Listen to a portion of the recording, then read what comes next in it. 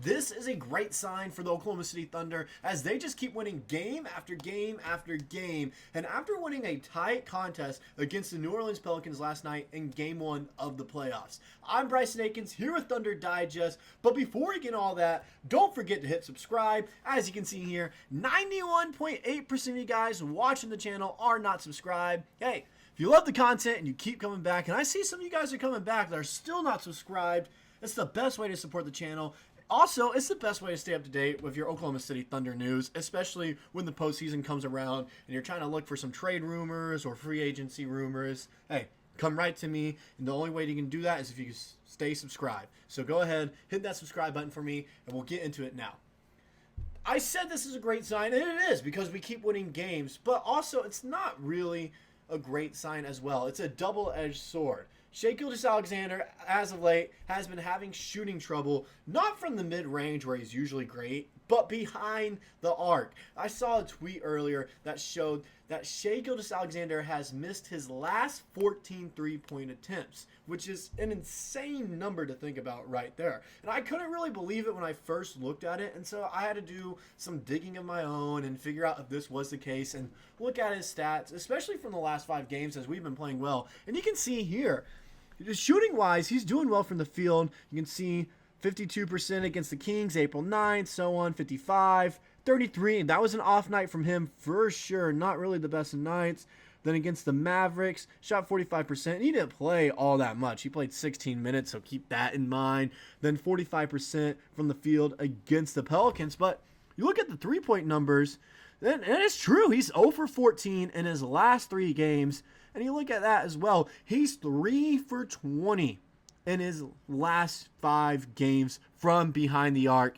And frankly, I'm surprised we're still getting it done when you look at it and everything. Because you look there. I mean, he's still getting, when you look at the box score and everything, against the Kings, he's had 40 points. He went 2 for 3 from behind the arc. Last night against the Pelicans, didn't make a single 3-point shot, finished with 28. In the game where he went 0 for 7 from behind the arc, he finished with 23 points. And so it's not like he's shooting like bad from the field in general. It's just behind the 3-point line, and he's still getting it done, and it's still just enough to get us a win, as you saw last night, where it was kind of a win that surprised we ultimately came away with. As you can see here, even the shooting numbers as a whole with the team were not great. Also, the rebound numbers weren't great, and so when you look at it, 43% from the field. Usually we're a 50% team from the field. We're not usually shooting that bad, especially from behind the arc, 31%. And Shai definitely played his part into that, as well, as he didn't really have the greatest shooting night either, but yet it was still enough to get the job done, mainly because of the great defense we played against the Pelicans, and they're not a great shooting team as well. And everyone's going to be talking about, oh, is this a sign showing that this is going to be a tighter contest than it is, and should we be worried first round? No.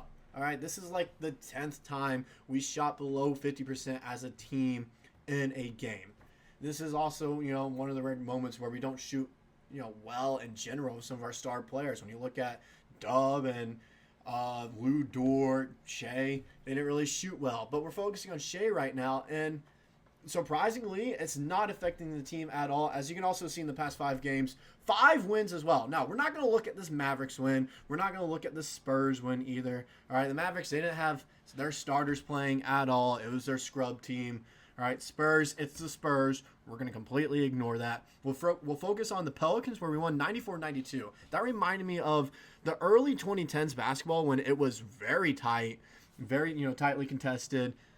It was a bunch of physical back and forth defensively. Both teams were being menaces. And then also the Kings, 112-105, also got the win there. Then the Bucks right there went 0 for 7 from the field, mind you. 0 for 7 against the Bucks from the 3-point line. But yet we still won 125-107 against the Milwaukee Bucks, which was a huge win for us. So as you can see there, even though Shai is struggling from the field, it's not really affecting the team all that much. We're still getting wins. Some of them are closer than we'd like, especially that Pelicans win last night.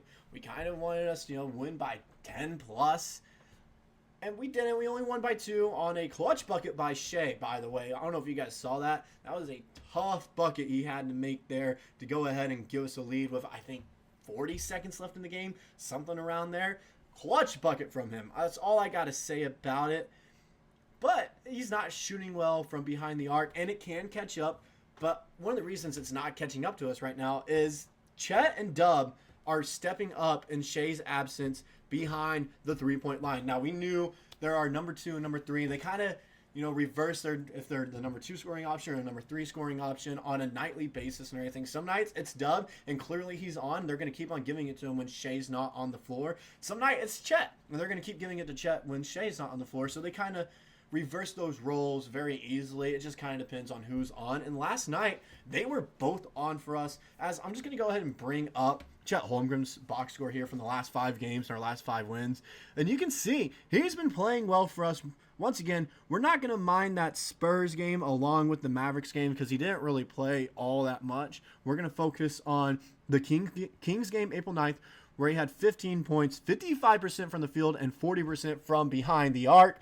Then also that Milwaukee Bucks game where he only played 25 minutes, but it was a solid 25 minutes where he had 22 points, 69% from the field, and 25% from the three-point line. Went 1 for 4. Not the greatest three-point shooting night, but overall, one of the main reasons we ended up coming away with a victory in that game. Then also, one of the reasons we came away with a victory last night was how he played against the Pelicans. Offensively, he did great. 15 points, 42% from the field, 33% from the three-point line. That came in clutch, hitting 2 clutch threes for us at points. 1 to start off the game, which was insane. That kind of started the momentum for us. Now, it also led us to try to take more three-point shots than we wanted to and what we needed to, but he played well for us, and defensively, you look at it, he's stepping up on that side of the ball as well with 5 blocks last night, limiting New Orleans with how many shots they can make. And also, when you look at it, 11 blocks in his last 5 games. Those are great numbers from him right there. He had 1 block against the Mavs in 12 minutes of play, and also 3 blocks against the Bucks, which is impressive alone. And so, Chet's clearly stepping up on both sides of the ball.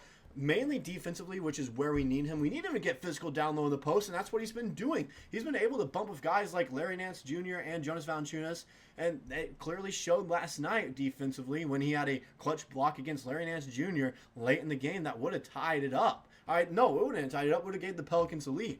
And also, you have to look at Dub in his last 5 games. Once again, we're not going to pay attention to this Dallas Mavericks game and, not the Spurs game as well because he didn't really play that much. Look at the Kings. He only had 11 points, but efficient. 45% from the field, 5 for 11, then 50% from 3, 1 for 2. He's efficient there. He's doing well. He's moving the ball around. He's also playing great perimeter defense as of late, limiting turnovers as well, as you can see there. We'll also look at the Bucks game. 27 minutes of play, 17 points, 7 of 12 from the field, 58%, 1 of 3 from behind the arc. Then you look at the Pelicans game last night. I also brought it up in the stats as well. He turned into a different animal in the third quarter with 9 of his 19 coming from the third quarter, but 19 points, 44% from the field, and an abysmal 20% from the three-point line. But once again, like I mentioned, some of that was because of the clutch three-point shooting we were doing in the first quarter, or not really the first quarter, the first 2 minutes of play, where all of a sudden, that's all we want to do. We want to dribble moves, shooting three-pointers, shooting tough shots and everything that we know we don't shoot at a high, efficient rate. We're just trying to do something to spark the crowd, and it clearly showed with Dub in the first half. But he also stepped up in the second half, not only offensively, but defensively. There were some moments late in the game when defensively he was put on B.I. or C.J. McCollum, and he played well, kept them in front, forced them to take bad shots, by the way.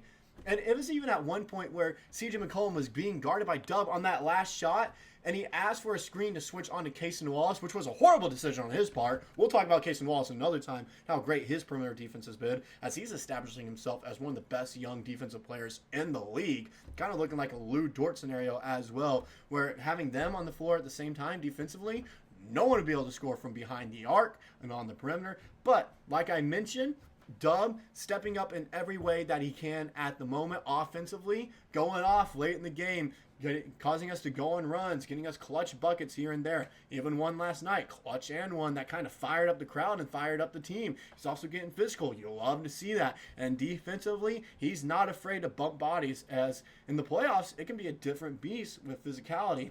Last night, he got used to it, and he showed it. He's willing to go right up on each other in physical games in the playoffs. But that's all I got for this video. Once again, if you stayed this entire time, hit the subscribe button. It's the best way to support the channel and stay up to date on your Oklahoma City Thunder news. That's all I got here. Bryson Akins at Thunder Digest. We'll see you in the next video.